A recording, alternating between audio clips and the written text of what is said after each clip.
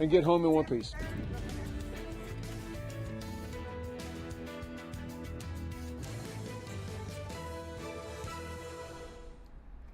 Welcome in, everybody. I'm Jen Frederick. This is Philadelphia Live, and as you can see, there is a lot happening right now at this hour. I'm going to walk you around the quad boxes so you can kind of see exactly what is happening. First of all, that first item that's in your top left hand, that is a map. It's being showed inside the UK Parliament, inside British Parliament. They've been talking for a couple of hours now about the conflict between the United States and Iran. So we're going to be listening in to that a little bit. Then we have obviously the stock market. That is a live picture. It's in the red. It's not good. Below there, again on the right-hand side, that's Philadelphia City Council. It is the committee of the whole where they will talk about all kinds of things. And then the woman who is talking, that's part of a Department of Justice hearing. And it is revolving around some money that's being spent on religious activity. We're going to begin right here in Philadelphia with the Committee of the Whole. Commissioner Healy will assist in looking at the subpoena to make sure that there is a judge from the Eastern District of Pennsylvania's signature on that piece of paper. They send, there's detainers and administrative warrants and all that. We are looking for a judicial signature on that piece of paper, and that is the same if somebody shows up at a building or mails us something or whatever it is. We are looking for judicial signatures, and the reason why everything has to come through me, through DC Healy, is because that we are trained to look at that document and look for that judicial signature. And you kind of alluded to my next question. Is like you are trained, but like how would a city ensure that the protections do not depend on the discretion of individual employees or officer, especially where we had testimony where that describes fear of the informal sharing of information. So like, what are there other folks who are trained other than at the commissioner level, right, to take a look at this stuff to see, to verify if it's valid or not? They are under orders to send everything to me. And I've had many conversations with leadership, with directors, with people in Parks and Recreation. It's been a year of this. If you see legal papers, stop. Send them to me. That I am not putting the onus on anybody else to interpret the law, right? Okay. It all comes to me, or DC Healy. And just for our own recollection, like what are some of this legislation passes? I assume these ordinances will pass. What's the enforcement mechanisms as federal agents conduct this immigration activity on or near a city property that violates these ordinances? Well, on that regard, number one, we support this legislation. The issue is when it comes to enforcement and implementation, we would actually, once this gets passed, we would actually have to consult with the law department for their recommendation on how to proceed. And let me just put out there that I know that amendments came down Friday that were seeking to address some of the legal issues.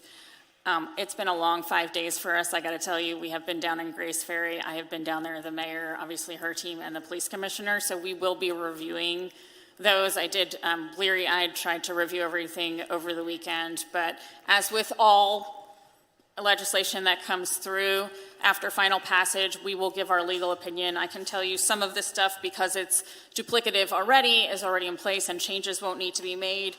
Some of it has already been taken care of by the initiatives we have talked about today, and the rest of it we will go through our legal analysis like we do any other piece of legislation. Thank you.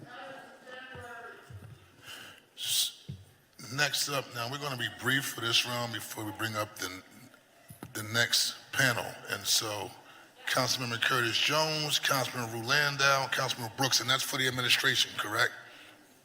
Okay. Member Jones? Thank you so much, Mr. President. As a Pennsylvania Human Relations Commissioner, sitting next to the former director of the Philadelphia Human Relations Commission, I can't help but be proud of my colleagues that some of their comments and speeches are right out of, inspired by the Declaration of Independence here on the floor. So I'm really proud of you. My direct question is, when a constable from Montgomery County or Corbin County comes in to apprehend someone who may have traffic violations or something like that, or a federal officer comes into Philadelphia, do they have a responsibility to check in with local law enforcement to tell them that they are performing these duties? The answer is no. The constables have statewide authority, and the federal government has federal authority. They don't need to check in to us, with us, on any So actions. similarly, the folk from ICE don't have to No, no, sir. and don't bother to. Correct. Is there some legislation at the state level or the city level that would require that checking in? Because I could see how them apprehending someone could get out of hand real quick. Like, Correct. without you knowing that they are performing these duties, and then they come in, they kick a door in, and somebody doesn't know the identification, they have masks on. You know, people who rob drug dealers have poo shiesties on. I mean, so how do you make that distinction between defending your home and complying with the law? There's a gray area that I think needs to be addressed so that the city of Philadelphia does not wind up at cross purposes either. Like if I get a call, somebody's breaking in my house, I don't know who they are. They say they're ICE, but they don't have to be ICE. Yeah. Understood. Yep. And we are certainly constrained by federal law because immigration enforcement is their purview. I will say there are a number of lawsuits around the country challenging particularly the Fourth Amendment. And I see that ACLU is on a panel today, and that's a great question for them. We are following all that litigation because of what we are hearing in other cities where they weren't getting warrants to go into people's homes. So that is all under challenge right now. Thank you, Mr. President. Thank you, Councilman. Chair recognizes Councilmember Landau. Thank you. Two brief questions. I asked throughout 2025, working with this wonderful coalition of immigrant service providers and immigrant justice organizations, we asked the administration whether they would meet directly with PIC, the Pennsylvania Immigration Coalition, and many of its members. That request was not accepted, but I'm curious now if you can commit to meeting regularly with PIC and all of its immigrant justice organizations that they work with. We certainly had a number of meetings, and I think Charlie should talk about the meeting that he held, I'm losing track of time, several weeks ago, which included a lot of these entities. Yeah, we already do meet regularly. We hosted our first quarterly convening since my tenure as the executive director in this office. I wanted to do it sooner. My team was just very busy last year, as you can imagine. So I wanted to do it right when I came on board and actually got some good advice from my team that we should slow down, listen to our community more. But we are already hosting meetings. I already meet with many of the PIC Coalition members regularly out in the community, but we're definitely open to more meetings. And are those organizations, though, that you've been meeting with, you've said you've had 8 to 10 meetings a week. Are they with groups that are specifically working on deportation defense or immigration justice rather than just community groups? Yes. And then my last question is going to be more to get into the weeds of, so thank you for agreeing to meet with folks regularly. Let's clap that one up, guys. If it's, we'll make sure it happens. We will make sure it happens. I want to talk more about city property and public property and how we go about leasing out or sharing our public spaces. If we, for example, if there's a parking lot associated with a library, for example, what is the process by which an outside entity would say, we would like to park our cars here. We would like to, I don't know, fill up our tear gas canisters here. We would like to, establish our riot gear here.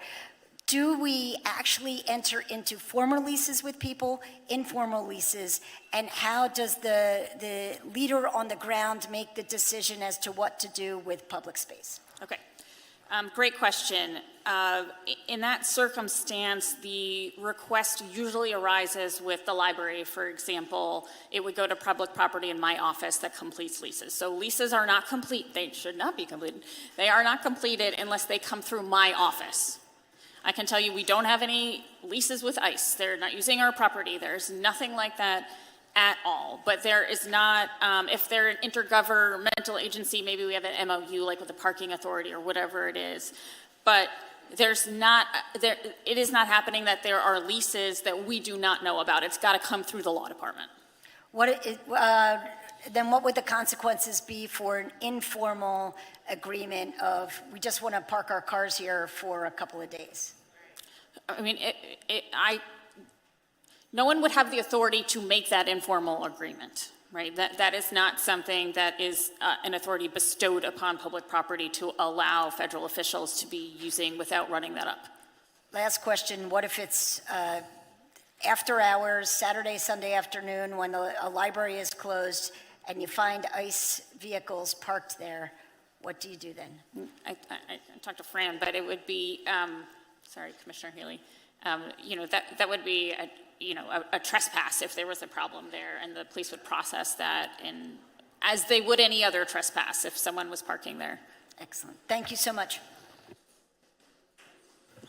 Thank you, Councilwoman. Chair recognizes Councilmember Brooks. All right, so again, that's the committee of the whole. That is right here in the city of Philadelphia, and you can see that they're frankly talking about what would happen if ICE wanted to come here. It's a question that many people are asking in light of all of the things that will be happening here in Philadelphia this summer. You have America's 250th birthday, FIFA World Cup, which will be here for quite some time. You also have MLB All-Star Week. The Aronimink PGA Championship will be here. There's just a lot going on. And so as the city prepares for all those visitors, that's one of the things that the committee of the whole is talking about. How or can they control ICE enforcement and making sure that they do what they perceive to be the right thing. At the same time, the Justice Department is holding a meeting. This is their Religious Liberty Commission.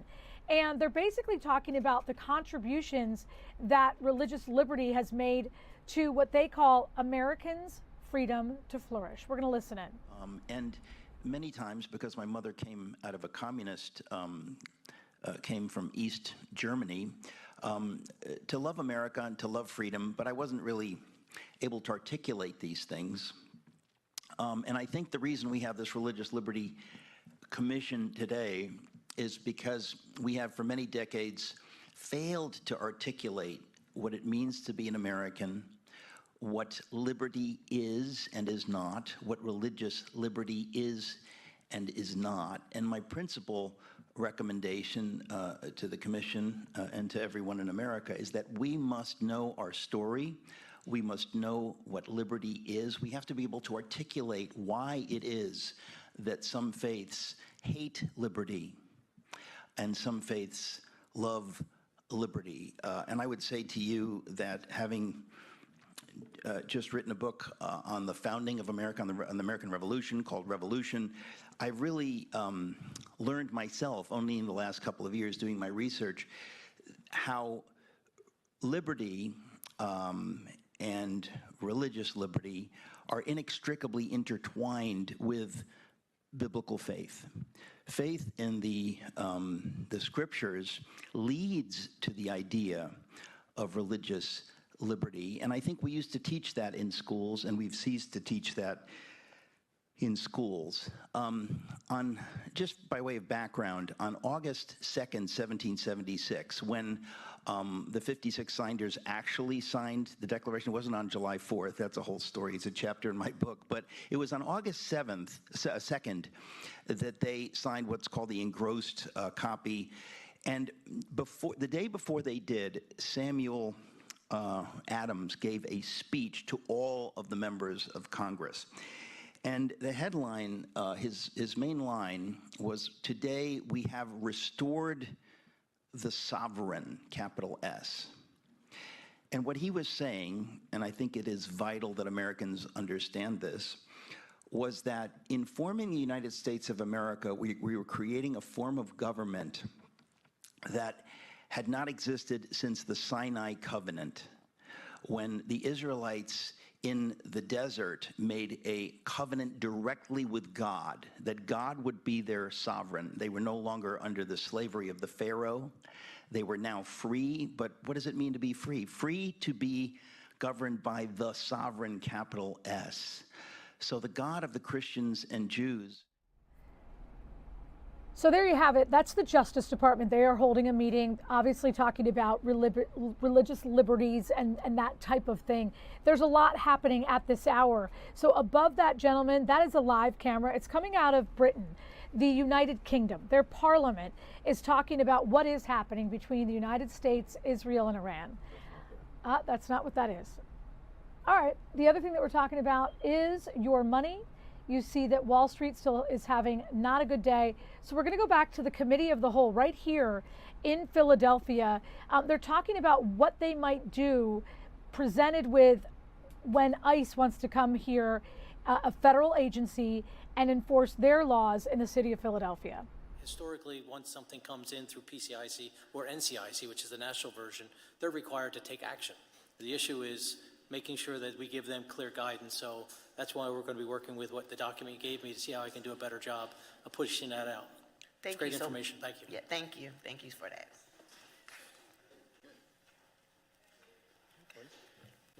Thank you.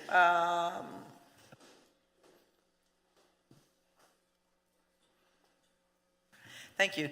Thank you so much for your testimony. Thank you for being here today. We'll next call our panel, Faith and Community panel.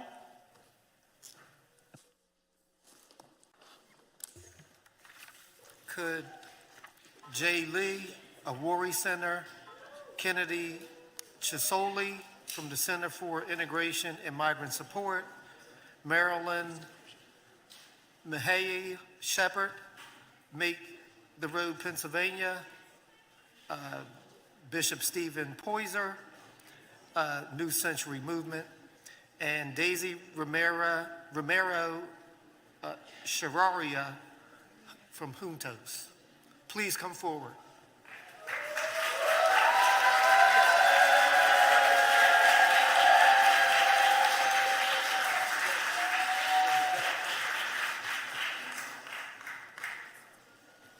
Member Brooks, did you mean to have your light on?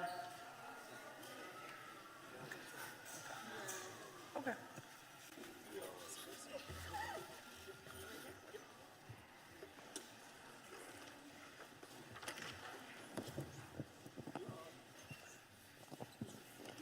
I'm Jay Lee. Okay, thank you. Good afternoon. Thank you for being here. Please state your name for the record and proceed with your testimony. Oh, all right. Hi, my name is Jay Lee. 안녕하세요. 우리 센터 이재희입니다. Good morning, council members, neighbors, and fellow residents of Philadelphia. My name is Jay Lee, and I'm a community organizer at Uri Center. We serve Korean and Asian American community in Greater Philadelphia, and I'm here today to dismantle a dangerous myth that immigration is not an Asian issue. The data proves otherwise. Nationally, 1 in 7 undocumented people is of Asian descent, which represents 1.7 million people. And because of 65% of Asian Americans are foreign-born, any shift in immigration enforcement disproportionately destabilize our families. All right, so again, this is the Committee of the Whole. It's part of Philadelphia City Council, and they're going to be talking about ICE enforcement, what they perceive might be happening in the weeks and months ahead, especially because this summer in the city of Philadelphia is expected to be, as you know, very, very active. At the same time, last week we were looking at it, and of course all weekend as well, there was a parking garage that collapsed on top of iron workers. And today and this weekend it's going to be it's being taken apart. Chris O'Connell is there. Good afternoon to you. Just a somber day. It is, Jen. Early this morning, Philadelphia Mayor Sherrell Parker announcing that the bodies of those 2 missing workers that were found that were missing in this rubble behind me in the 7-story parking garage collapse, found early this morning, bringing the death total to 3 workers. All of those workers identified as workers with Iron Workers Local 401. It happened 5 days ago. You see behind me now, the demolition work is pretty much almost complete on the demolition of the building. Now construction debris being taken away by huge bulldozers and cranes. What happened over the last hour or so, Mayor Sherrell Parker announcing an executive order that will give an independent and transparent investigation, Jen, into this building collapse, what led up to it, who may have been at fault, and that report should be on her desk within the next 180 days. So today, that, as you could see, what is left of that building has been taken down. That what was the 7-story parking garage under construction, owned by CHOP, supporting CHOP employees, just across the river here. It was supposed to be a 1,000 space parking garage, but now it is left in rubble after the demolition today. What will happen to this land? Will it ever be rebuilt? That still remains to be seen. But right now, it is a somber scene for those iron workers who spent, one of those workers was rescued and died at the hospital. 2 remained missing and unaccounted for up until this morning when their bodies were found. They are been taken to the medical examiner's office. Jen, one of those victims we can identify as Matt Kane, a Cape May County native who was working, well known in the Cape May community. The mayor of Cape May putting out a statement today, wishing well to his family, once again well known in Cape May. The other 2 have not yet officially been identified. We're working on that, but obviously a very tragic and somber scene. We can tell you, to paint the picture a little bit, the footprint around 30th and Grays Ferry is beginning to open up. Officials are trying to open up some of these roads so some of these stores can get reopened. Right in the Grays Ferry Shopping Center here is the Fresh Grocer. It's the only shopping supermarket in this neighborhood. There's also a liquor store and a post office next door. Actually, the U.S. Post Office saying that anything from now on, the post office, all your services and packages are going to go to the Lindbergh station, at least for the time being. But we can see some workers starting to show up to this, signs of normalcy coming back to this area. It has been a very hard week, a sad week as the demolition and cleanup here continues, but a very small sense of normalcy starting to return as the city and Iron Workers 401 remember their own, Jan. Yeah, Chris, like you, we're all connected on Facebook with so many people, and I did see a tribute to Matt earlier this weekend, and it was, just heartbreaking. You don't want anyone to lose, especially when you're an iron worker. You go to work every day, you expect to come home. Your family expects you to come home. So the fact that he's not coming home is just really, really sad. So we're thankful for the update and thankful that you're there. Thanks, Chris. Thanks, Jen. We're going to take a quick 2-minute break. There is a lot happening today, and we want you to see all of it live right here. We'll see you in 2 minutes.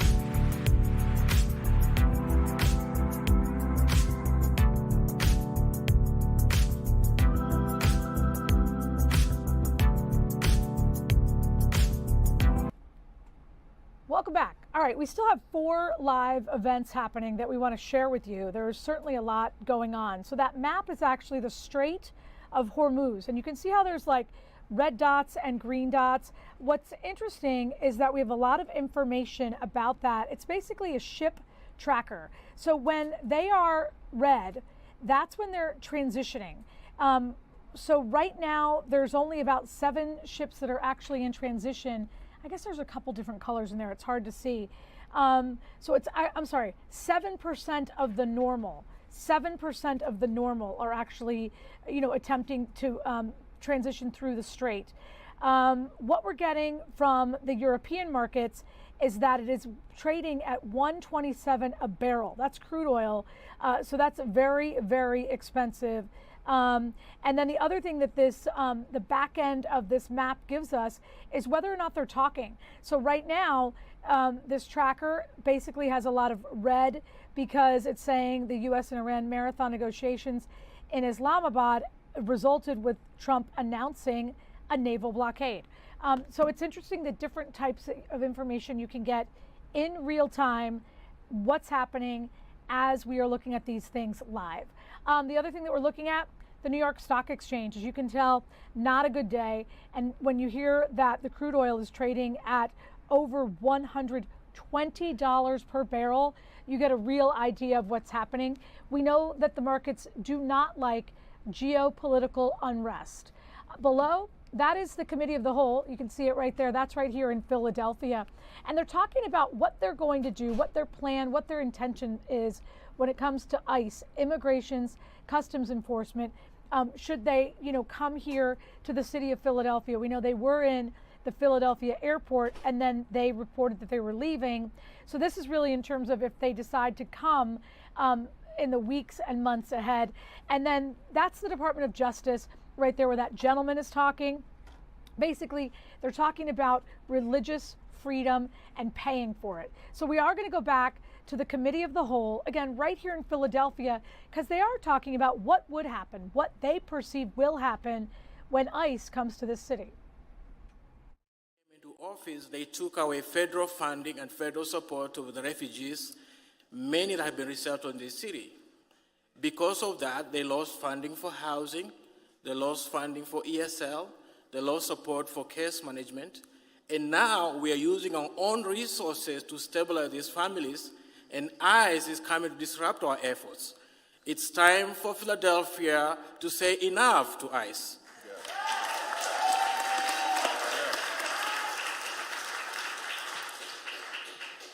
Madam President, SIMS is a very small and new community-based organization that primarily serves these people. We're increasingly seeing significant rise in requests for assistance from individuals and other communities that are being harassed by ICE. This shift reflects both the growing trust in grassroots organizations like ours and the mounting strain on the broader support system. As our larger system becomes... All right, so again, that's the Committee of the Whole right here in the city of Philadelphia. They're talking about a number of things. Most importantly, what they think could happen, what might happen when ICE comes here. That's Immigration Customs Enforcement. Many people believe that they will be coming along with other federal law enforcement agencies to protect people. It's interesting, obviously that one gets singled out because of some of the things they have done that have caused people to take a second look at them. Now, today is a big day in Philadelphia. A bit of a transition here as we go from that to sports. There's our guy. All right, we have Bill Matz from PHLY. Now, I see a little bit of orange. I was predicting more orange because I see it. Tonight is the night. The Flyers play at home versus Carolina. We have Dan Vladar in net, right, who's looked really good. That's right. I thought he was looking good. And we've lost to the Hurricanes like 10 times in a row. Yeah, the Flyers have lost to the Hurricanes 3 times this year, every meeting last year. They haven't beat them in Philadelphia since 2020. The good news the Flyers have taken all 3 games to overtime against the Hurricanes this year. They're 0-3 against them, and just a single point pretty much eliminates Columbus. And with a Washington loss tomorrow to Columbus, that 1 point would be all they would need. Now, a win is what we're looking for. Win tonight, you're in. It's all locked up, and the game on Tuesday is just a fun little send-off before the playoffs. But I'm feeling good, Jen. Like you said, Dan Vladar in net. He's been one of the best goalies in hockey this year. He's been very strong lately. City's getting fired up, and I'm here for it. Okay, and so I have notes because I prepare to talk to you. I have 1, 2, 3, 4, 5. There's like 5 main dudes that they're not going to play. They're going to sit them. They are going to start their backup goalie, is what my notes say. That's also good news, right? Because if we took them to overtime with their main squad, that's my word, not yours. If we have the B squad, I think we can beat them at home. Yes? You would have to think so, Jen. I mean, logic only stands that, yes, if it was 3 overtime games against one of the best teams in the league, then when their backups are in, the Flyers stand a little bit better of a chance. And it is helpful that Carolina basically has the 1 seed in the Eastern Conference locked up, and they've decided to load manage some of their players down the stretch here. They had even as far back as this weekend, Thursday, they were sitting a few guys. They have decided rest over, let's make sure we get to 115 points in the standings or whatever. And that bodes well for the Flyers because the way they're playing and maybe a little bit of lack of competition on the other side could be playoffs locked up tonight. Okay, and so I know the official orange out, meaning they want people to wear orange, is tomorrow night, but we predict tonight that house is going to be rocking, and I think people are going to start to wear their orange because they're getting excited.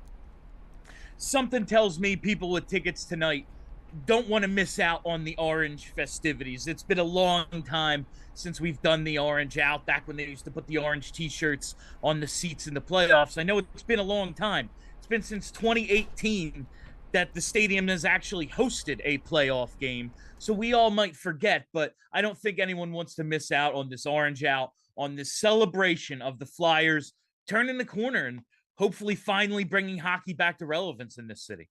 You know, it was funny on Twitter or X or whatever we're calling it these days. People were like, how come they're not doing the shirts? And I said, they do the shirts for the playoffs. I mean, right? Yeah. And plus, I do think sometimes with the shirts as a girl or whatever, you're happy to get the shirt, but then you take it home, you wear it the next day, you wear it to work. When you show up in your orange and it's your own outfit and it fits you, I have to say, I am 100% on the bandwagon. I am with you with this whole Phillies doesn't start until Memorial Day. Absolutely. The playoffs for hockey, technically they begin on Saturday. When could if this happens, if we get the win tonight or tomorrow, when would we play the first game? I have not seen a schedule yet. I would guess, my best guess would be a featured game on Sunday, either the Sunday afternoon game or Sunday in prime time, because this is Flyers Penguins. It is Sidney Crosby. While he's in the twilight, he is still a star in this league, and it is still a rivalry that people remember from 2012, 2011, even 2018, the last time they met in the playoffs. It's not what it used to be because the Flyers haven't been good in a while, but once these two teams meet in the playoffs, I think it'll be ferocious again. They've had a couple of tenacious games this season. There was one that ended in a fight. Trevor Zegras and Sidney Crosby got kicked out before the shootout. It was a little bit of a throwback to those 2012 Flyers Penguins games. I think they're going to want to highlight this one, and to me, the best time to do that would be Sunday the 19th, either afternoon or primetime. Okay, so I hate to get ahead of myself, and don't yell at me, and don't tell your friends I'm a jerk, but it would be Pop Sidney. He's old, he's in his wheelchair, because he's sort of injured ever since the Olympics. He's got some stuff going on. And then it would be against our, like, fresh, young legs. You know, Marty just got back from learning how to be even more awesome at Michigan State. You know, he's in, like, what, are you superstitious? Are we allowed to talk about this? Oh, my co-host always tells me don't worry about it. Jinxes don't exist. So for him, I'll say I'm not. I will say I'm not worried about it, Jen. I'm not looking past the Penguins because it's going to be a tough series. The Flyers will be underdogs. The Penguins have had a really good season, but I do think there is something to this young, fresh team playing its best hockey right now against a Penguins team with 38, 39-year-old Sidney Crosby. Evgeny Malkin is slowing down. Chris Letang is just no good anymore. Oh, Letang. They are a very, very veteran. They are a very veteran team, and the Flyers are being led by, I mean, for the last 7 games, a 19-year-old. So it's a little bit of juxtaposition there. I forgot about that Letang. I don't like him. All right, so we also at Xfinity Live, Xfinity Center. What do we call that place now? The Xfinity Mobile Arena? Like I said. Wednesday night is a play-in game for the Sixers. They're playing Washington? Yeah, they fell down into the play-in, but they get to host the play-in game, and the hope is just get through these and get to a real playoff series. I see the win yesterday was pretty good win. Like to see guys get moving again. Maxey looks like, okay, maybe he's getting a little bit of a second wind here. I always enjoy the Sixers in the playoffs, and at this point I am, all right, it's house money because I expect nothing from them because how could you anymore? Yeah, that's a great way to put it. Okay, we appreciate your help. I like all the orange behind you. Chris is wearing orange. Caitlin's basically always wearing orange. I will wear orange. I'm on the bandwagon. Thank you so much for breaking it down for us. Thanks for having me, Jen. Okay, we are going to take a quick break, just 2 minutes. We're going to be right back. There's a lot happening. You're going to want to be here.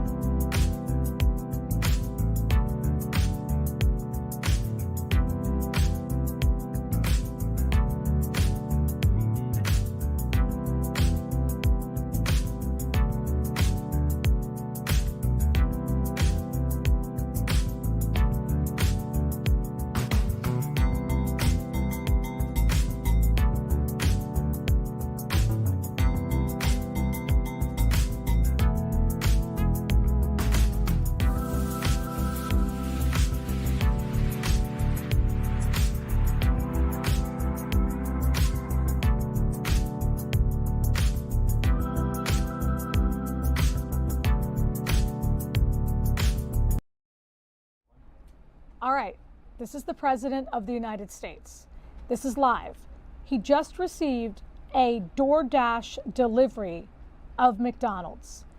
He spoke with the DoorDasher, asked about tipping, and now he's speaking. Let's listen in. Me as a doctor, making people better, and I do make people better. I make people a lot better. As an example, the 11,000, I understand your husband's going through treatment. Yes, sir. Yes, sir. He's going through some very serious cancer treatment, so yes, sir. This goes a long way. Yes, sir, it sure does. Yeah. Mr. President, are another round of talks planned with Iran? And if so, will you send Vice President J.D. Vance with? Well, he's done a good job, and Steve and Jared, they've all done a very good job. And I can tell you that we've been called by the other side. They'd like to make a deal very badly, very badly. What was the sticking point over? You said it was over nuclear. It was over nuclear, very similar. Yeah, very good. I guess you're listening. It's over the fact that they will never have a nuclear weapon. Iran, you marking it down? Iran will not have a nuclear weapon. And we agreed to a lot of things, but they didn't agree to that. And I think they will agree to it. I'm almost sure of it. In fact, I am sure of it. If they don't agree, there's no deal. There'll never be a deal. Iran will not have a nuclear weapon, and we're going to get the dust back. We'll get it back either. We'll get it back from them or we'll take it. Mr. President, as far as the naval blockade is concerned, what's the end game? Is it to force Iran back to the negotiating table? Is it to open up the strait so that gas prices ultimately come down? Maybe everything. I mean, both of those things, certainly, and more. We can't let a country blackmail or extort the world, because that's what they're doing. They're really blackmailing the world. We're not going to let that happen. And the amazing thing is, we don't, can you believe this? We don't use the strait. We don't need the strait. We have our own oil and gas, much more than we need. We have more oil and gas than Saudi Arabia. Think of this. We produce more. Saudi Arabia, and add Russia to it. Substantially more. And by next year, we'll have double that amount. So we don't need it, but the world needs it. And many ships are heading to our country right now as we speak to load up with the best. Really, I guess you could say, somebody said the best and sweetest. I don't know exactly what sweet is, but when it relates to oil, it's a good thing. But they're coming to our country right now. There are many boats coming to our country. Now, it could very well be this is going to be settled before that.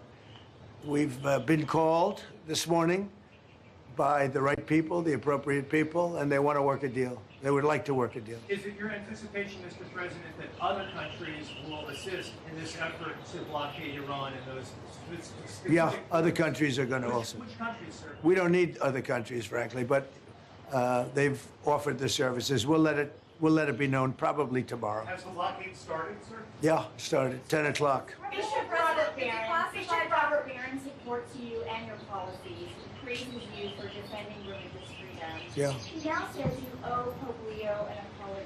Will you apologize? No, I don't, because Pope Leo said things that are wrong. He was very much against what I'm doing with regard to Iran, and you cannot have a nuclear Iran. Pope Leo would not be happy with the end result. You have hundreds of millions of people dead, and it's not going to happen. So I can't. I think he's very weak on crime and other things. So I'm not. I mean, he went public. I'm just responding to Pope Leo. And his brother is a big MAGA person, and he's a great guy, Louis. And I said I like Louis better than I like the Pope. Now, you have to have law and order in our country, and that's what we have now. We have the lowest crime numbers we've had in a long time, despite the fact that many criminals were allowed into our country. But we've gotten a lot of them out. We've done a great job on crime. So we have the lowest murder rate in 125 years. Since 1900, the lowest murder rate. So we believe strongly in law and order, and he seemed to have a problem with that. So there's nothing to apologize for. He's wrong. The other thing is he didn't like what we're doing with respect to Iran, but Iran is wants to be a nuclear nation so they can exterminate the world. Not going to happen. And Mr. President, on Iran, if the deal is not reached by the end of the ceasefire, does your threat from before still stand? Yeah, I don't want to comment on that, but it won't be pleasant for them. Let me put it that way. Do you still plan to charge a toll to use restraining order, sir? Has your timetable changed in any way in terms of ending this conflict? No, we're it's going on. Just right now, there's no fighting. Right now, we have a blockade. They're doing no business. I didn't like seeing boats come out if they were doing business with Iran, but if they weren't, no boats came out. So now Iran is doing absolutely no business, and we're going to keep it that way very easily. Don't forget, their Navy is gone, their Air Force is gone, their anti-aircraft is gone, their radar is gone, and their leaders are gone. It's a lot. Do you still want to charge a toll? Coming from predominantly going to China, Mr. President, has Xi Jinping reached out? I know you're going to be... No, but we have a very good relationship with China. He would like to see this ended also. He certainly wants it ended. Everyone, I want to see it ended too, but we can't give a nuclear weapon to a group of people that have caused nothing but havoc for 47 years. Look, I'm the president that's done something about it. This should have been, and many other presidents regret that they didn't. You know, so I'm doing something about it. Ukraine impeachment documents that were just declassified show that Eric Charamella not only submitted false information, but that he had no direct knowledge of the alleged conversation. It was all hearsay. Do you feel vindicated by those? Yeah, I do. They're a bunch of crooked people. You're talking about with respect to all of the things that they put against me? Yeah. Well, it's come out that in so many different ways. Thank you very much for that question. I appreciate it. But in so many different ways, the election was rigged. The 2020 election was rigged. We found that out. What you just said is just a piece of that. It's a big piece, but minor, relatively speaking, compared to what they did. They cheated in the election. They cheated on the vote. They cheated in every way possible, and it's the only way we got an incompetent man to be a president. And he was an incompetent man. Many of the things that we're talking about, even including this would have been settled a long time ago, not now. And it should have been settled by other presidents. But the election was a rigged election. We can't let that happen to our country. It's concealment of exculpatory information. What should happen? Well, it's a very serious charge against them and the Democrats. They cheat. They can't get elected with their policy. So their policy is no good. They want to have, open borders. They want to have men playing in women's sport. Do you think that men should play in women's sports? I really don't have an opinion on that. You don't, I'll bet you do. No, I'm here about Pizza. no tax on tips. Yeah.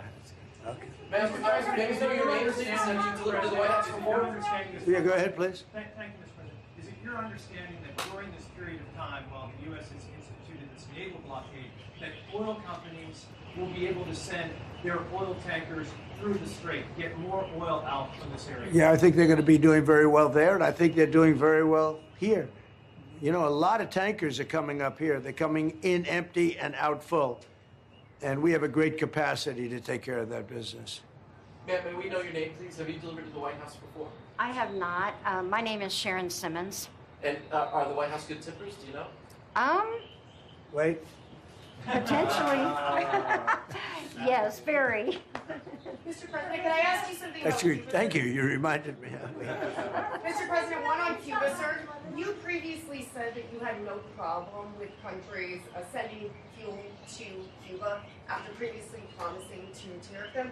What happened? What changed? Well, we're going to see with Cuba. Cuba's another story. Cuba's been a terribly run country for a long time. It's got a bad system. It's been very oppressive, as you know. And we have a lot of great Cuban Americans, all of whom just about voted for me. And they were treated very badly. In many cases, family members have been killed. They've been beaten up and mugged, and terrible things happened in Cuba. And Cuba's a failing nation. And we're going to do this, and we may stop by Cuba after we're finished with this. But Cuba is a nation that was just been horribly run for many years by Castro. You said may stop by regulator Bill Pulte regarding those two recent referrals for Letitia James for insurance fraud. Do you know if federal prosecutors have evidence to charge? Well, I don't know. I know she's a very corrupt person. And you're talking about the so-called Attorney General of New York. She's a very corrupt person. That's been proven now. And I know I have nothing to do with it, but they're looking at things all over the place, more than one state concerning her and concerning people like Comey, who's a dirty cop. Comey's a dirty cop, and dirty cops are bad. Nobody likes the police more than me, the law enforcement more than me, but Comey's a totally dirty cop, and we're not gonna stand for it. Yeah. The UFC fight that's happening at the White House this summer. UFC typically numbers those fights consecutively, but should they label this one UFC 1776? That's a good idea. I'll tell that to Dana White. I like that idea, actually. I will say I've been involved with a lot of big events. I have never had an event that's had more interest in the UFC fight that we have right at the front door. Right there, they're going to start building about a 4,500 seat arena. And then in the back, at the Ellipse, we're going to have maybe 100,000, 50 to 100,000 people, I guess. They're building tremendous stages, and you're going to have massive screens of the fight. And it's a very popular sport. But I have never been involved, because of the White House and everything, you know, there's a lot of reasons for it, but we're having a fight at the White House on June 14th, and we're going to have an arena built right at the front door. Wow. And you know, if you want, is your husband up to coming, you think? Does he like UFC? He might. If he's feeling good, we'll make sure you come, okay? That would be wonderful. That's Thank better you. than the tip I just gave you, I'll tell you. That's a lot better. But no, if he's feeling good, right? Yeah. Is he doing okay? Is he going to be okay? He's doing very well. He's doing very well. He actually, during the process, he wrote a book. And Go ahead, give him the name. Maybe it's. he hasn't had it published yet, but it's a book on humility, and his name is Leo, and he's just Good guy. doing good. He's doing great. How long are you married? We have been married for 6 years. Oh, that's But good. we've, Okay. you know, like most people, we've been together for over 10. So That's very good. Yeah. Well, that's very nice to say hello to him. He's going to be good. Okay, he's going to get better, and he's going to be good. yes, sir. Good. Yes, Well, sir. I want to thank you all, and I especially want to thank you for being here. Well, I want to thank you Thank you very for much. the no tax on tips. Oh, that's good. It has helped my family out immensely, and I definitely appreciate it. Thank That's you. so nice. You know, the one thing that I just in leaving, we've had more good press for a change, having to do with the fact that people are receiving more money from their tax refunds than they ever thought possible. We had a man the other day got $5,000, another one got $7,000. They weren't expecting anything like this, and it's because of the great big beautiful bill. And that's why you came, and I really appreciate it. And tell your husband to get better. I will. And if he's feeling good, you'll come up and you'll watch that fight. All okay, right. June 14th. I appreciate it. All Thank right? you. Thank you very much. Thank you so Take much. care of yourself. Thank you. Any update on Thank you. DOJ, though, Thank Mr. you. President? Your reaction you went to leave DOJ, any update on who you went to leave DOJ, who you're going to nominate? Well, I think Todd, as far as doing a fantastic job, I will say that. He's a great lawyer. I know that because he's been with me a long time. And so far, he's doing a great job. But we have incredible people in the DOJ, getting better all the time. Thank you very much, everybody. Thank you, sir. You never know what you are going to get here on Philadelphia Live. That is Sharon Simmons. She's heading into the Oval Office. She is a DoorDash driver, and she dropped off an order for the president. And she was talking about the fact that there were no taxes on tips. Interestingly, we were watching to see if the president would give her a tip, and during the course of that conversation, he did. All right, we have a lot happening. There is some stuff going on with the president's court cases. TMZ is on that. We know Britney Spears is headed to rehab. We do have Michael Babcock coming up with a couple of things that you've been Googling, and we're finding out some of the answers on. Also, there is royalty in the city of Philadelphia. We'll have live pictures of that. Stick around. 2 minutes. We'll be right back.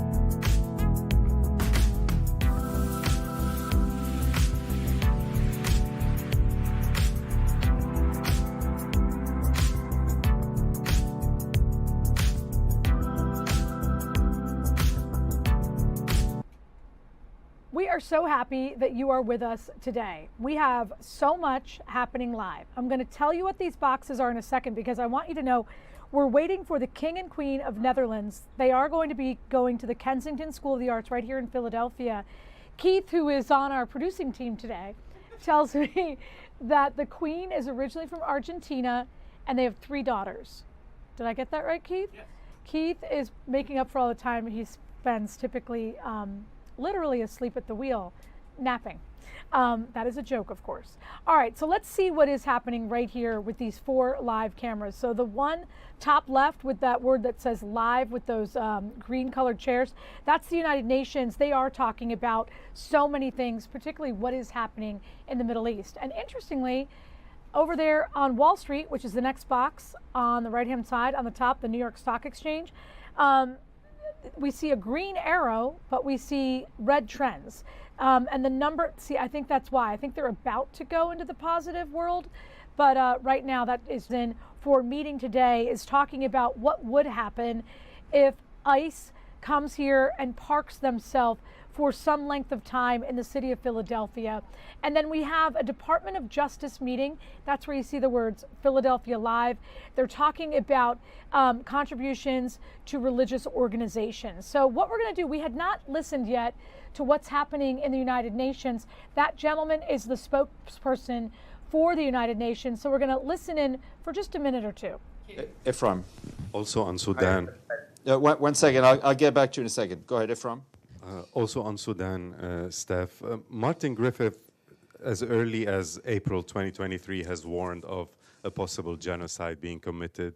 Recently, also, several international bodies have said that there have been hallmark of genocide in the atrocities in Darfur.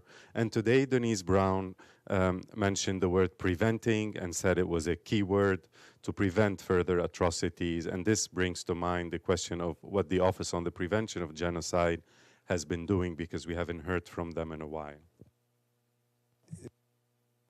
That office continues its work.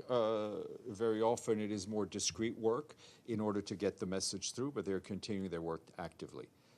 Somebody had a question online? Yes, it's me, Stefano. Thank you, Stefan.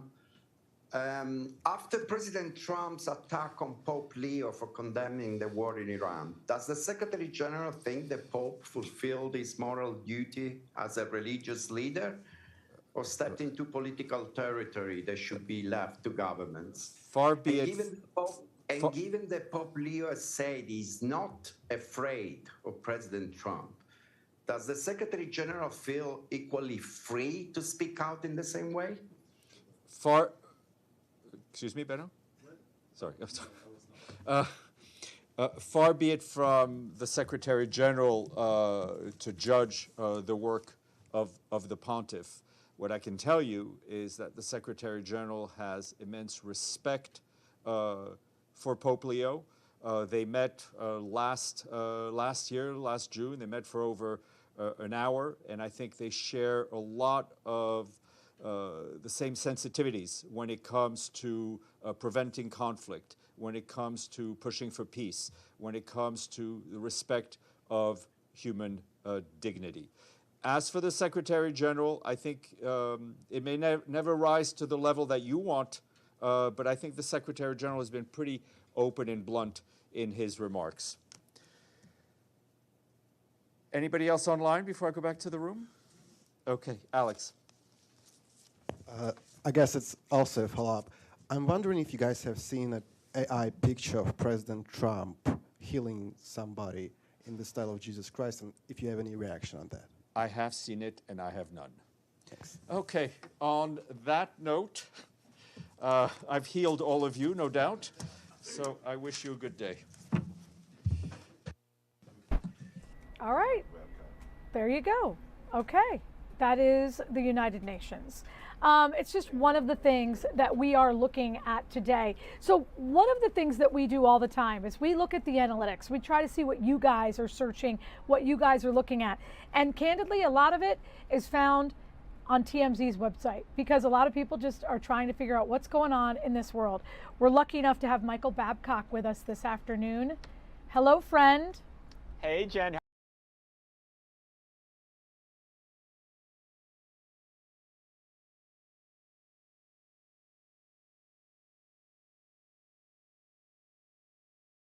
are you? I'm great. All right, you have a lot of Good. things. Just saw that as I was walking.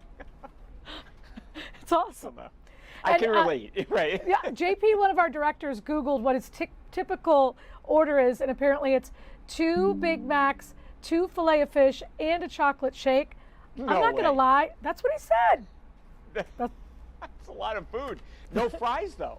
No fries. On the campaign trail, okay. 1 Filet-O-Fish, 1 Quarter Pounder, right? And fries. Fries are on the campaign trail.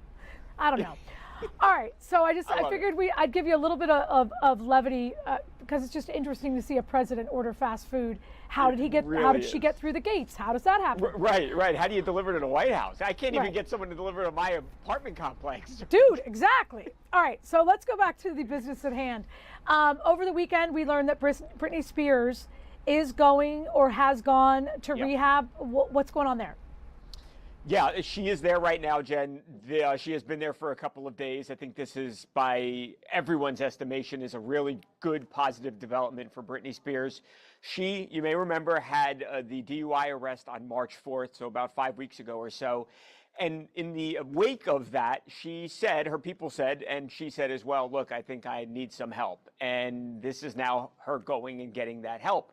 She, we have been told, is not just dealing with an alcohol issue, but also a drug issue, prescription medication to be precise, Adderall, which she has taken for years. We've been told, as a matter of fact, that she has made many trips to Mexico because that's where, at least in part, she was allegedly getting this medication from, and it became a habit and something she was addicted to. So she goes. It's unclear where the rehab facility is, but she is expected to be there likely for a couple of weeks, could potentially be even more. At the end of the day, is this also a good thing for her case? And does she realize that? Yeah, clearly. The judge obviously is going to look at this and say, okay, it seems like you realize you've got an issue and you are addressing it. But I think bottom line is, too, she realizes that she has in some ways hit rock bottom and it was time to get some help, and now she's doing it. We just saw, and we were just talking about the president. And again, I looked at your website and it told me a little bit about a ruling in this lawsuit. Basically, the president, as I have it, was suing the Wall Street Journal for $1 billion because they published this letter that looks like he was saying happy birthday to Jeffrey Epstein. Is that what this is all about? That's exactly right. Yeah, no, that's exactly right, Jen. It's partially it's about the contents of what Trump allegedly wrote, but also in that it's on like the silhouette of a nude woman. And I think just because this was for a letter to Jeffrey Epstein, kind of commemorating their friendship on Jeffrey Epstein's 50th birthday, Donald Trump wanted nothing to do with this, clearly.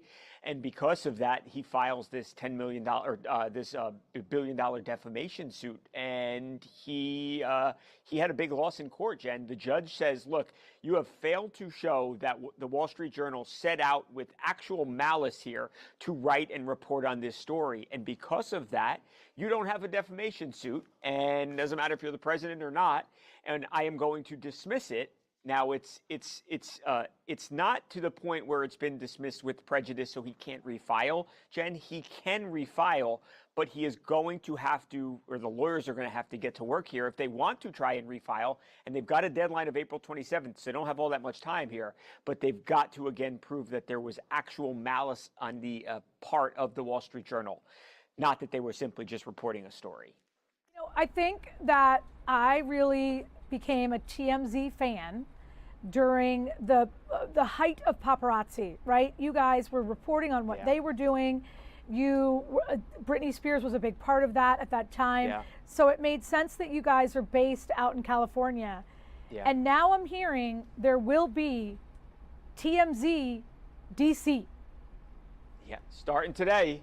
What's going on with that? I don't know how the politicians feel about it, but yeah, we've got, we're opening a bureau, Jen, in D.C. We've got 3 of our producers who are on the ground right now at the Capitol talking to people. And I think it's a sign of the times as politics have become more and more integrated with daily life. In many ways, it feels like people's identity, and I'm not saying that's a good thing, but it's just how it's become.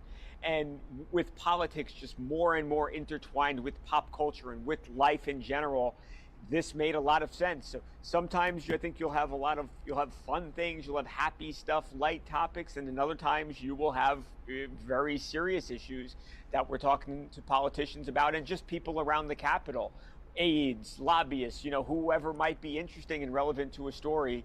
And you starting today, that's the way it's going to be. So TMZ is in DC. Again, I don't know how the politicians feel about it, but it's happening. It's going to be interesting. All right, I know you're the executive producer of TMZ Sports. I like to mention that when I can. I appreciate that. You might have heard that the Flyers are in a playoff push for the first time. Forget about the bubble. It doesn't matter to me. Since 2018, we could host a playoff game. You know how crazy this town is. Do you think they can get it done today? Do we get it done with their backups? I hope so. I do know how crazy the town is. I'm from not too far away from Philadelphia in central Jersey. So I hope so. I think, given that it's been a bit of a layoff here, we're 8 years or so, right, Jen? I think it would be a scene, and that's what I'm rooting for here. I don't know, but I am very hopeful, and go Flyers. Okay, one last question because I know you have to go. So, Rory won the Masters, and, Jim Nance is crying, everyone's crying, we love Poppy the kid, and now the whole narrative is that he used some kind of rule to practice. Do you know about this? Am I giving you news, or do you know about it? What? Basically, he skipped a bunch of tournaments, Rory. Right. And he played Augusta like 2 to 3 times a week, because I guess he can do that as a past winner. And they're saying he exploited a rule because he skipped. Am I bringing you news here? He skipped other. No, that makes a lot of sense. That he skipped other tournaments, and then he got a lot of all this extra experience at Augusta. I think that's a good point. I mean, look, I would say, his first round was just incredible golf. And for him then to falter midway through the tournament, and to have the guts and the heart to then come back after at one point not even holding the lead anymore, I think that spoke to his tenacity, and I thought that was incredibly impressive for a guy who has, for lack of a better term, been called a choke artist in the past. That wasn't the case yesterday. That was big time golf. Until last year, he was the Susan Lucci of this thing. Yes, absolutely. Yeah. I was really. I thought once he was down, Jen, I said that's not. He can't come back. Too much of a task. Yeah, I thought it was the other dudes, the other American with the beard. Yeah. Whatever. Yeah. Thank you. Go Flyers, and thanks for the help with everything. Let's go Flyers. Let's get it done. I'll see you later, Jen. Bye. Okay, bye. We love Michael Babcock. All right, what is happening now? Authorities are outside of the house of a young person, a 20-year-old person in Texas. It's happening in Texas. We're going to go live there. So this is a house, and authorities are there in, candidly, a raid. So the FBI is raiding the home of a 20-year-old. That 20-year-old is accused of throwing a Molotov cocktail at the home of Sam Altman. Who is that? You see it right on your screen. He is the CEO of OpenAI. So again, we have the FBI. You see them right there. This is live. This is happening in Texas. And again, Sam Altman, CEO at OpenAI. So there's a 20-year-old. This is where he lives. We're not sure if he lives there by himself or with his family, but he is accused of throwing a Molotov cocktail there, which is basically a makeshift weapon. It is designed to cause a lot of harm to the property, harm to the individuals. The other thing that we don't know is whether or not Sam Altman was home at the time, or if his family was home at the time, and we're not really sure when that happened. It is one of the things that we are following live. So again, if you're just watching, we're looking at this home. Again, it is in Texas. The FBI is there. We're going to continue to watch this. There is a lot going on that we are covering all across the country.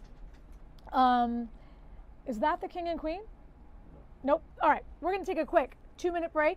We're going to come right back. We have this and so much more.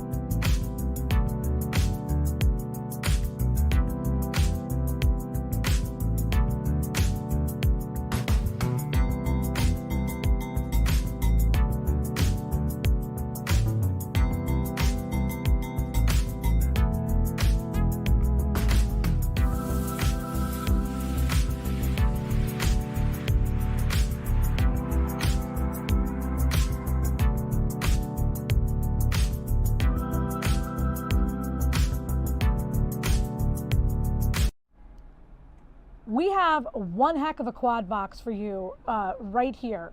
All right, so I'm going to walk you through what you're looking at. All 4 of these cameras, all 4 of these things you're seeing are live. Top left, where you see a lot of people assembled, that is here in Philadelphia at the Kensington School of the Arts. It is the King and Queen of the Netherlands. Thank you. And we know that the Queen is originally from Argentina. They have 3 daughters, and they're just checking out the arts. It's part of their visit to the United States, specifically the city of Philadelphia. Then we do have your markets, because again, it just does not look good. Below there, you see the Holy Father. That is Pope Leo. As you know, he attended Villanova University. He is in Algeria or Algiers. He's speaking in French because that's their language. But we do know that earlier in the day, he did address what is going on with the back and forth between him and the President of the United States.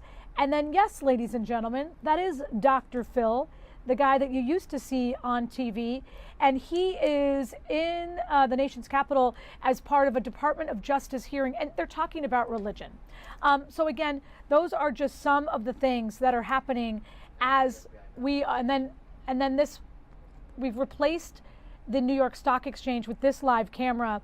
The home of Sam Altman, who is the OpenAI CEO, was apparently hit with a Molotov cocktail. So that live picture you see, that is an FBI raid on a person who is 20 years old, and we're told that 20-year-old is the one who is accused of throwing that Molotov cocktail at the home of Sam Altman. So again, there is quite a bit happening at this hour. At the same time, we also have stuff happening right here at home. We do have Shayna with us. Good afternoon to you, Shayna. Good afternoon, Jen. Yeah, tough story. We're in Westchester, just by Westchester University, and sadly, we have a really devastating story to get to. We have a student of Westchester that was sadly killed, actually hit by a car over the weekend and sadly passed away. So 21 years old, his whole life ahead of him. Talked to his father, confirming the name as 21-year-old Garrett Nicholas. This is a live look behind me at the frat house that he was a member of, and also where he lived. You could see just so many of his frat brothers kind of just congregating here, and just past where they're seated, there's a bunch of flowers that people have been stopping by to drop off really all day since we've been here, and they've just been so gracious in their grief and sharing a lot about their beloved brother, who again lived here and, you know, of course, communed with all of these folks that you see here. And so we've been really kind of trying to get to the bottom of who this kid was. And it's amazing to see just how many people have said the same thing, that this was a kid that loved life. He was a giggly kid. He was a kid that loved positivity and really made an impact to so many people. And sadly, over the weekend, was crossing the street here, just along Union Street, where he was hit, and sadly was ejected all the way several feet down. You can see the markings on the street there where he sadly landed. And so at this point, it's all under investigation by Westchester Police. We're still waiting on further word from the police department as well as the Chester County DA's office. But definitely, there's such devastation here in Westchester. A life cut short, and we're hoping to get more information on kind of how all this unfolded. But we're learning more about this kid, and I could tell you he was pretty special. Yeah, I mean, everything I've seen is just talking about how great he was. A lot of kids that go to Westchester are from our area. You spoke with Dad. Do you know where he's from, like where he went to high school, that type of thing? You know, he's from Allentown. The little that I spoke with Dad, I mean, you can imagine family's absolutely broken and devastated. So there wasn't too much we can get as far as those details, because it was really hard to get through the conversation with him, understandably so. But we were able to understand that they are from the Allentown area. Garrett was majoring in business administration, business management, and was actually going to turn 22 next month. So there's just a lot of heartbreak here. Many of the kids that you see behind me were just with him over the weekend. It was parents' weekend, so his parents were actually in town in Westchester, getting to see where he lives, getting to meet a lot of his frat brothers, and everything just kind of took a turn for the worse when they were coming back Saturday from a bar and attempted to cross the street, and pretty much life changed from there. So This is the live look behind me. We're going to have more coming up at 4, 5, and 6. I mean, you know, all of these stories hit us in so many different ways, but I've got a kid in a fraternity at Penn State. And the family weekends are really special because you do get to meet all these guys you've heard so much about. So, you know, when they talk about that experience, you know, I feel that as much as anyone else. So, you know, just what that must be like and that heartbreak, just really sad. Thank you, Shayna. It's just so sad. And yeah, everyone's saying just how much this guy was loved. All right, so we're going to go back to our live cameras because we do have a lot happening at this hour. Like we were talking about, also here in Philadelphia, that top left camera where the camera's kind of walking around, that is the Kensington School of the Arts, where the King and Queen of the Netherlands are here for a visit. We're not quite sure why they are at this school, but we understand it is probably because, look at this, they have a very great artistic program. Also on the top there, we're looking at the home, the Texas home of a 20-year-old. His home's being raided because he's accused of throwing a Molotov cocktail at the home of Sam Altman, who is the OpenAI CEO. Below that, you see the Holy Father. Pope Leo went to school in Villanova. We know that he's visiting Algeria, or Algiers, as some people call it. Their native language there is French. So the sound that we're getting out of there has been largely in French. It's one of the reasons why we're looking at that live image, but we don't have the sound up just yet because many of you can't understand what they're talking about. There has been significant reporting about the president and the Holy Father kind of going back and forth, and the Holy Father has certainly talked about that earlier today. The UN, the Secretary General spokesperson was asked about that, and the Secretary spokesperson said that's for the Pope and the President to kind of talk about. And then you are seeing Dr. Phil. Dr. Phil is part of a DOJ hearing. It's all about money that is being given to religion in the United States. I think what we'll do is we're going to listen in to hear what Dr. Phil has to say. Many of you know him from his time not only on his show, but obviously working with Oprah Winfrey. As the first freedom. And it's important to distinguish religious liberty as the first freedom. We must guard against listening to the loudest voice. I often say to parents, you are not going to be the only voice in your child's ear, so you better be the best voice in your child's ear. And we sometimes listen to the loudest voice, the most shrill voice. Twitter isn't a real place, by the way. That's not a real place. You can't drive over to Twitterdom or Xdom now. Less than 20% of people use these platforms, and 10% of all of the posts come from less than 10% of the people. I mean, this is a minuscule part trying to drive an agenda. And what better issue could there possibly be to unify Americans than a return to our first defining declaration of right? Promoting public awareness of religious pluralism, treating each other with tolerance, dignity, and respect, protecting rights for individuals and institutions to exercise their right without government interference, and that is profoundly important.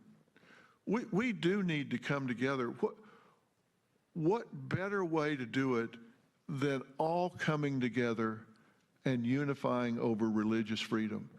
You practice what you want to practice, I'll practice what I want to practice, and I'll fight for your right to do so. That's not political.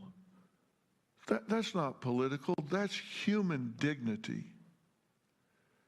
And it transcends all politics, and it protects, religious liberty is so important because it protects not what you do, but who you are. Every other right governs your actions in the world. The right to religious liberty governs the inner life from which all actions flow. the freedom to form your own conscience, to live according to your deepest convictions, to worship or not worship as you see fit. This is the precondition for human dignity itself. And that's where psychology and religion intersect. They're not at odds, they intersect. And history delivers a consistent warning. Totalitarian regimes, which Paul had articulated so well, of what's happening around the world. Thank you for talking about that.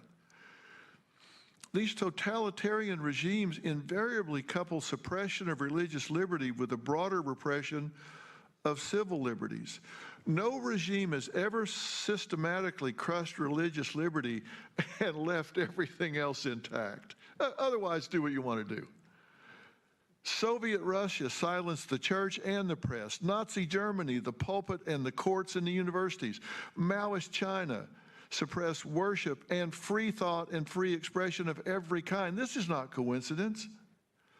Attacks on religious liberty don't happen in isolation. They're always part of a larger seizure of control over human life. Where you see one, the other follows. When a state claims authority over your innermost convictions, it has already decided the individual exists to serve the state. Religious persecution is not a destination. It is a road sign telling you where you're headed. And the founders put religious liberty number one out of a clear-eyed suspicion of power. They had lived under governments that reached inside the conscience and thought to redirect it. So religious liberty is not protecting one group at another's expense. It's protecting the principle that no government, however well-intentioned, is wise enough or trustworthy enough to be put in charge of what a person believes or has access to. In America, we must recognize and systematically resist those who want to make choices for us. If somebody's pedaling hard, you need to be backing up hard. Now, look, we're committed to providing information and data from everyday Americans central to protecting that first right and making sure that government is never allowed to come between an individual and their belief in their higher power. We need to be making choices that matter at a time that counts, and that's right now. Look, this is chess, not checkers. Every walk of life is involved. There's a purpose for everyone you meet. Some you encounter to trust you, some to teach you or use you, some to bring out the best in you. And maybe all of these ideological attacks right now are meant to wake us up. Maybe it's meant to wake us up. Maybe it's meant to put us on point. Maybe it's meant to say that we need to rise to meet the challenge, because if responsible people don't talk about responsible things responsibly, irresponsible people will talk about them irresponsibly. We need to surround ourselves with people that share this passion, and we need to take back the right to religious liberty. And the heartland of America needs to stand up and say, I am not a second-class citizen because I believe in God, because I have a spiritual part of my life. I am proud of that. I claim it. It may be different than yours, but I celebrate you and you celebrate me. This can unify this country, and I am so proud to be a small cog in those works and part of this commission. And I thank President Trump for his vision. I thank you for your leadership. Dr. Carson, thank you for your leadership. Thank you. Thank you, Dr. Phil. Dr. Carson. Well, you know, I'm not from one of those professions with a lot of loquacious people. I was a surgeon. Surgeons tend to be laconic, so I'm not going to put you through a lot here. But I will say that shortly after President Trump started his second term, I was with him, and I said, You know, most people your age are sitting on a porch in a rocking chair. Where do you get all this energy from? And he didn't even have to think about it. He said it's from God. So this is a subject area that is very important to him. I want to thank you, Mr. Chairman. It's been wonderful working with you. Thank you for your courage and your leadership. And thanks to all who are here, members of this outstanding commission, terrific people, and to the public. It's been a privilege serving the President and the American people alongside all of you. We have heard the All right, so some pretty famous doctors up there at this Justice Department meeting where they're talking about the Religious Liberty Commission. There is a lot happening, and there's also something going on potentially with AI, and we're not talking about what's happening in Texas right now. It's something that could impact your money, your information, your data. We've got Anthony Mangaluzzo on it. We'll be right back in 2 minutes.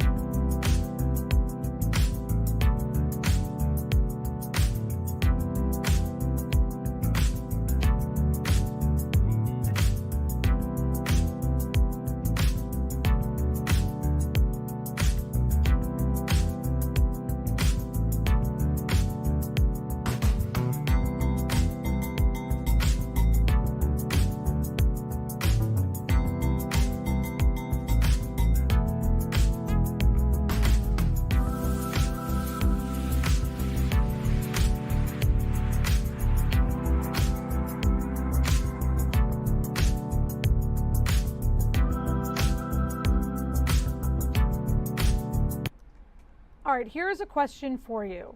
Has AI technology gotten so smart that it could hurt our data? It's a question that people are asking today as we learn about just how much these different platforms, this software can do. So we're going to bring in head nerd Anthony Mangaluzzo, head nerd over at PCS. Good afternoon. Hello. Hello. Okay. We have an interesting one.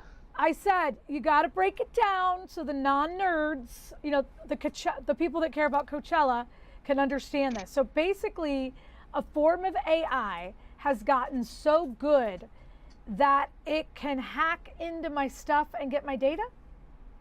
Sort of. So what they're worried about is there's hackers out there, right? There's good hackers and bad hackers. There's ethical hackers, sometimes called white hat hackers, and then your bad guys, the black hats. So what an ethical hacker's job to do is try to find issues with your software, with your systems, before the bad people do. So what they're worried about with this AI, instead of having one black hat hacker trying to get into your system, this could generate millions and millions of attempts, really billions. They could work faster and all day. Like a human, we get tired, right? We got to sleep a few hours and then we go back to hacking. You could just set up all of these bots and go after everything. I don't care if it's Microsoft Word, your bank account, and just tell these bots, keep attacking until you find a vulnerability. Hence, they're calling it the Vuln apocalypse if they release this. Now, there's a other side to the coin, right? Okay, so we stop it, or Anthropic doesn't Anthony, put it I'm going out. to stop you. I'm going to stop you. Yep. So the thing that could do what you were just talking about, the the software that could release all these bots. Yep. The company that makes it is so, cautious about it. They haven't released it to the general population, correct? That is correct. It's not been released yet, but where I was going, China, some other country that doesn't like us, this doesn't stop them from releasing a similar technology. And AI is getting so smart so quickly. It's going to be a real challenge to keep your network secure. So I think we've talked about this off camera. My husband works for a software company, right? They do business intelligence, which means they track everything. And, in years past, they would send 2 hackers to that HackerCon, right? Which is where hackers try to, the white hats mostly try to hack each other, make each other better. It's almost like, like the cops versus robbers a little bit, right? They both, I guess not a good example there. But so when the hackers would go to HackerCon, they'd all work together. The thing with this is there's just no policing it. No one knows where it could go or how far it could go. Exactly. And there's a limited number of people that could go to that HackerCon, right? I don't know how many US security workers there are, but with AI, it's unlimited. How many chips can you get? How many computers can you get? And it just goes and goes. So, that DEF CON, which you referred to, is really a great, look at this, because that's where the best hackers in the world go. My suspicion is, as this AI becomes more public and other things, you're not just going to go to DEF CON or Black Hat as a hacker. You're going to go as RoboCop, right? They're going to have, I'm sure, challenges where you're going to use AI to hack things or secure things. So it's literally a nonstop race. And there's nothing we can do, right? Go back to pen and paper. Go back to the good old days. I've seen more hacking take place in the last few years. And you're seeing it with larger and larger companies. Before, it would be a big deal. Oh, Sony got hacked. Now people are getting hacked and large companies are getting hacked so much. A lot of big ones don't even make the news. It has to be something really special now, because that's like saying, hey, we're going to get rain this month. Like, yeah, you're going to get hacked. Yeah. Well, I'm happy you could break it down to an idea that we can understand. JP, one of the directors, sent it to me early this morning. He's like, we got to get someone on this just to be aware of it, to know that it's happening. And I think that's generally what most people can only do, right? We know it's there. That's it. We understand the concept, and we hope that someone can figure out a way around it. Thank you for coming to us that's the tech truck. You're like literally in a van? Yep, in the back of the tech tank, a mobile office. Tech tank. Makes it easier to be able to talk to people. Do you just park it in your own neighborhood, or you park it, like you were having lunch with someone, you parked it in your lunch? I'm actually in the parking lot of Philomena's right now. So, because we had good Wi-Fi, good reception here. But now I'm able to work in here fully on the road. So, we even have a bathroom in this thing. So no stopping. We just go.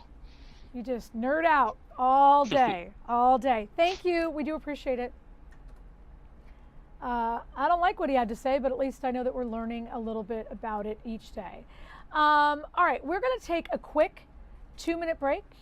We're going to be back. Housing, buying a house is getting more difficult in some instances. We're going to talk to a realtor, and we're also going to speak with some more of our reporters when we come back.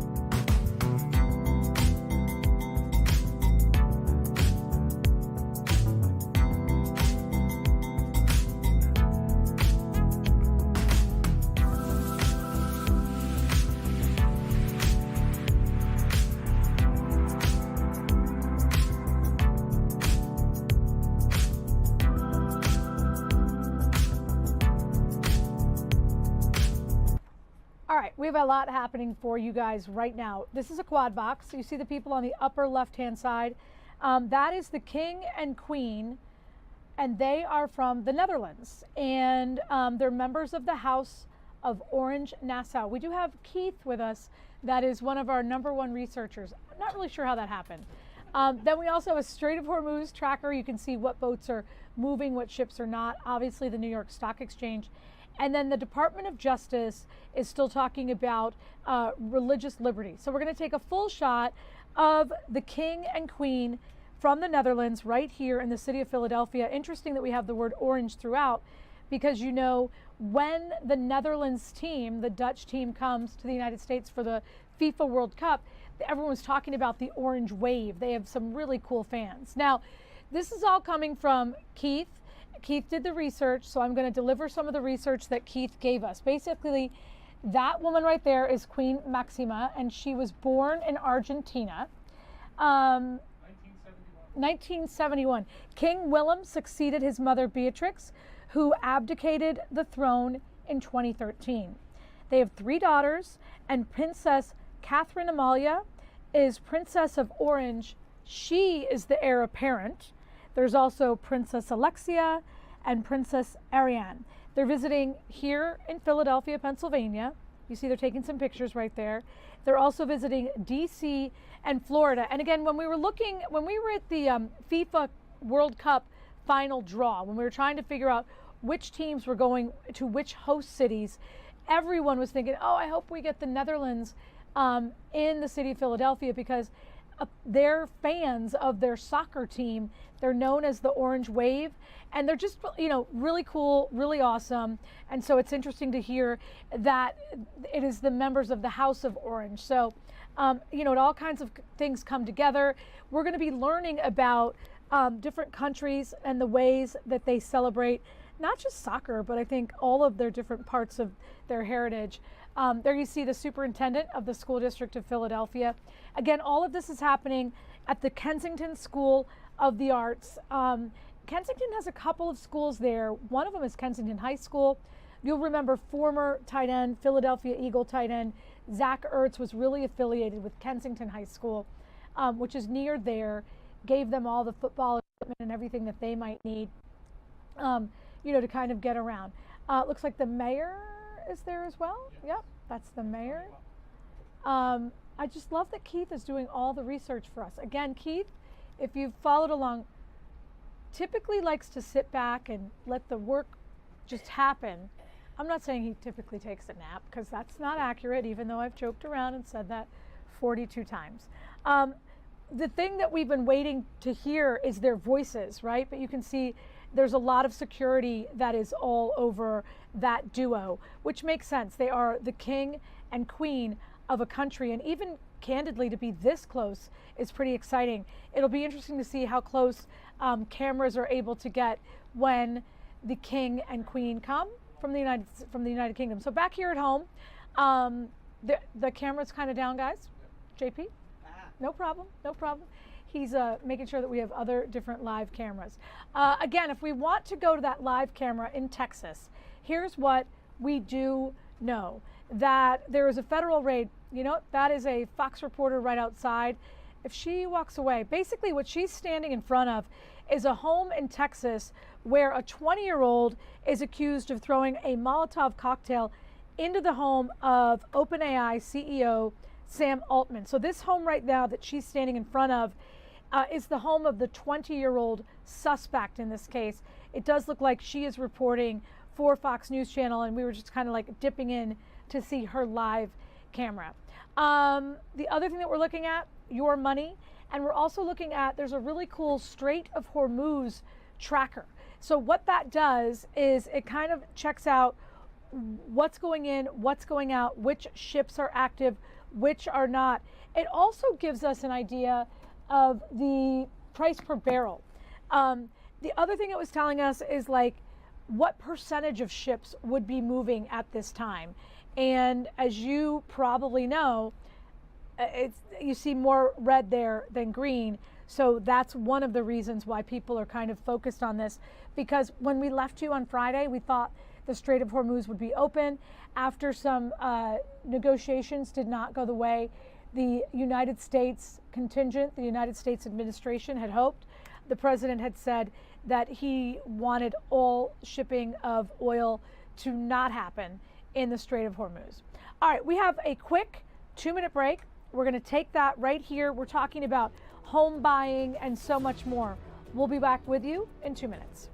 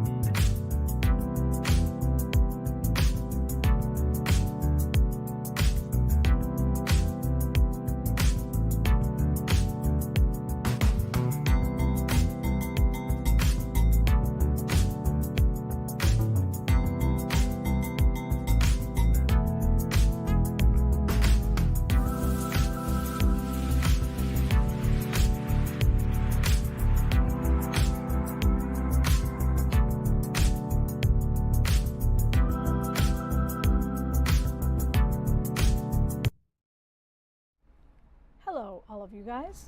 Okay, we are taking a look at the White House. Earlier during our show, we did see that the president received a DoorDash from McDonald's. The DoorDasher, Sharon Simmons, was basically talking about the president's idea of having no tax on tipping. The fact that they've set up this camera lends us to believe that at some point, either the president or his spokesperson, Caroline Leavitt, will join us. And when that happens, we, of course, will go there live. In the meantime, one of the things that we do every day, we watch your money. We watch what you guys are looking at. And today, people are looking at home buying. They're looking at the price of getting a new house. Part of the reason is probably because we're thick into April now. Spring is one of the big home buying seasons. We do have Kim Carey, who is a realtor with Remax Mainline. Hey, Kim. Can you hear me? I can hear you. Can you hear me? I can. All right. So when you see this report that it sounds like the price of a home has now gone up once again, I'm assuming you're not surprised. Not surprised at all. The reason these prices are going up is because we have no inventory. And the reason we don't have this inventory is because of the interest rates. Back in 2021, we hit like an all-time low, which was great. People were getting interest rates at about 2.53%. So these people that have secured these interest rates are not moving. They have decided to stay. So we don't have as many homes on the market. And that being said, the buyers are fighting and competing to get the home. So we have to kind of keep bidding and bidding, and they're outbidding each other. I know that you represent both home sellers and home buyers. So let's talk first about a home buyer. You're on the main line. I think, just looking at your online profile, you have, homes that are worth a lot more than just your first time home buyer, right? I'm sure you do a lot of in between, but yes. What are you telling your buyers about how to secure a home in this market? It's really tough, especially with our first-time home buyers. You know, the young generation coming in that can't pay cash, that can't waive the mortgage contingency. They're up against those people that can waive the mortgage contingencies. So that is really tough for them. So what we do is we try and strategize. We try and think of something creative, like perhaps I try and tell them, why don't we have you pay for the seller's transfer tax? Because you're able to do that. You still can get a mortgage. You're going to pay for the seller's transfer tax, and that's going to put you maybe a step ahead. You've just got to get creative, and we've got to think of things to do, because right now everybody is waiving contingencies. There's no inspections anymore, barely at all, and they're waiving their mortgage contingency. So we just kind of got to hold their hand and direct them and get some creative ideas that will help them to try and win the house. And then, so what are you telling the sellers? Because they're selling a house, but that typically means they're going to be buying another one. So what are you telling the sellers? Well, it's kind of the same thing, but also I will tell you, a lot of the sellers are, you know, if they have second homes, they're going to their second home because they're cashing in right now. And if they don't have a second home, some of them are renting, and they're renting so that when the market maybe slows down, then they will move.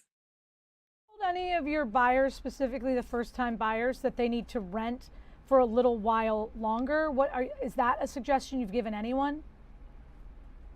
You know, yes, we've talked about that. We have talked about staying in their rentals and seeing what happens in the market, but the market has been pretty strong like this. I mean, we have been seeing this continue. So either they're going to have to keep going with their rental, or again, we're going to have to think of some strategies to get them to beat out the other buyers. Yeah. We love that we're able to come and talk to you because you're in the thick of it. So you have such, credibility on this issue. Kim Carey, thank you very much. Thank you. Have a good one. Thanks, Jen. Yeah, you know, they say that realtors are part-time therapists because they have to get people through these very important, very big moments in their lives and, see them through, ups and downs financially, emotionally. You see your house, you want that house, that type of thing. All right, we're going to take a quick 2-minute break. We're going to be right back. Philadelphia Live is here for you.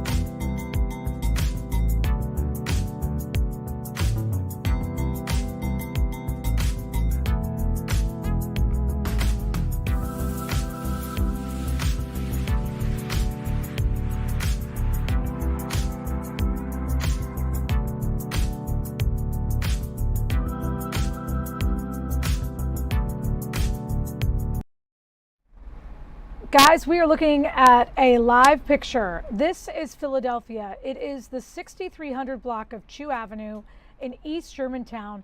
We're told this is the scene of a shooting. And like I said, you see police officers there. The 6300 block of Chew Avenue in East Germantown. We're not quite sure who was shot, what happened, but what we can tell you is there sure is a heck of a lot of police officers on the scene. What we don't see at this moment is any sign of an ambulance or anything like that. We're kind of waiting to see what exactly is going to happen. At the same time, we have been watching here in Philadelphia. The King and Queen of the Netherlands have been visiting our city. They've made a couple of stops. You just saw them in Kensington at the School of the Arts. Earlier today, they were with the governor of Pennsylvania. On behalf of the First Lady of Pennsylvania, the love of my life, Lori Shapiro, I am honored to welcome the King and the Queen of the Kingdom of the Netherlands here to the Commonwealth of Pennsylvania on their visit to the United States. I want to say thank you to the King and the Queen. Thank you to your Majesties for beginning your working visit here in Philadelphia, the birthplace of American democracy. We're also very pleased to welcome members of the team of the Dutch government, senior members of the Dutch government, including your ambassador to the United States, who's become a friend, your Minister of Foreign Affairs, your Minister of Foreign Trade and Development, and your Consul General in New York. We just concluded a very enjoyable and productive bilateral meeting behind us at Independence Hall alongside the National Park Service. We're very proud to show off this incredible house of history where our nation was created 250 years ago. You know, the Netherlands and the Commonwealth of Pennsylvania share an incredibly deep historical and cultural ties. Ties that reach all the way back to our founding in the 1600s, when the Dutch became some of the very first European traders to visit the Delaware Valley. In fact, that's why the Schuylkill River, which we will drive over in just a few moments, is named in Dutch the Hidden River. Our founder, William Penn, the son of a Dutch woman originally from Rotterdam, as he worked to build his holy experiment, as he called it, he worked with hundreds of Dutch Quakers who were among the first Europeans to join him in founding